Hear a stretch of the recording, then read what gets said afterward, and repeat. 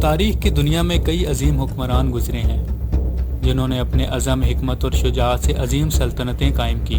انہی میں سے ایک نام سلطان بابر کا ہے، جنہیں ظہیر الدین محمد بابر بھی کہا جاتا ہے۔ بابر کی زندگی ایک شاندار کہانی ہے جو تاریخ میں ایک بڑے موڑ کا باعث بنی اور ہندوستان میں مغلیہ سلطنت کی بنیاد رکھی۔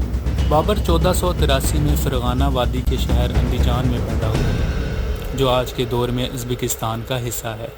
ان کا تعلق تیموری خاندان سے تھا، جو تیمور کنگ کی اولاد تھے۔ بچپن سے ہی بابر ایک جنگجو کا جذبہ اور حکمران بننے کی خواہش رکھتے تھے، جس کا اظہار انہوں نے اپنی ابتدائی عمر میں ہی کرنا شروع کر دیا تھا۔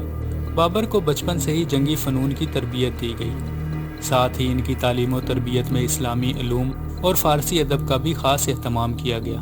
وہ ایک ذہین اور جرأت مند نوجوان تھے، مگر ان کی زندگی کا ابتدائی حصہ مشکلات سے بھرپور تھا۔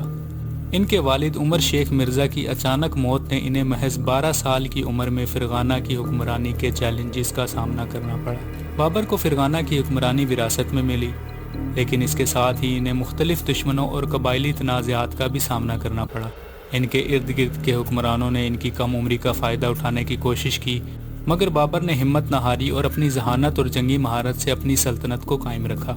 بابر کا سب سے بڑا خواب تھا سمرقند پر قبضہ کرنا، جو تیموری خاندان کے لیے ایک اہم شہر تھا۔ وہ 1497 میں پہلی بار سمرقند پر حملہ آور ہوئے اور کامیابی حاصل کی، لیکن یہ فتح زیادہ دیر تک قائم نہ رہ سکی۔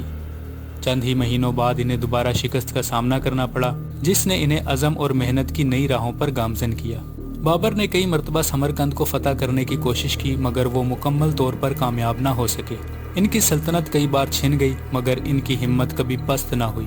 ان مشکلات کے دوران ہی انہوں نے یہ سیکھا کہ صرف وسطی ایشیا پر حکومت کرنا ان کے لیے مشکل ہوگا اور ان کے خوابوں کی تعبیر کہیں اور ہے۔ 1519 میں بابر نے ہندوستان کی طرف اپنی پہلی مہم کا آغاز کیا۔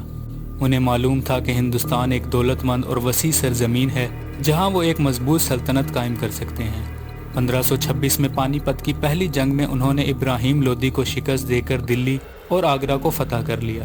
یہی وہ لمحہ تھا جب مغلیہ سلطنت کی بنیاد رکھی گئی۔ پانی پت کی جنگ بابر کی جنگی حکمت عملی کی ایک بہترین مثال تھی۔ انہوں نے توپ خانے اور جدید جنگی ٹیکنیکوں کا استعمال کیا، جو ہندوستانی فوج کے لیے نیا تجربہ تھا۔ اس فتح کے بعد بابر نے دلی میں مغلیہ سلطنت کی بنیاد رکھی اور اپنی حکمرانی کا آغاز کیا۔ پانی پت کی فتح کے بعد بھی بابر کے سامنے کئی چیلنجز تھے۔ 1527 میں انہوں نے رانا سانگا کی قیادت میں راجپوتوں کی ایک بڑی فوج کو جنگ میں شکست دی۔ اس کے بعد 1529 میں بابر نے بنگال اور بہار کے حکمرانوں کو غزنی کے میدان میں شکست دے کر اپنی فتوحات کو مزید وسعت دی۔ بابر نے ہندوستان میں نہ صرف جنگیں لڑیں بلکہ یہاں کے حکومتی نظام میں بھی اصلاحات کی۔ انہوں نے زمین کی تقسیم اور عدلیہ کے نظام کو بہتر بنایا۔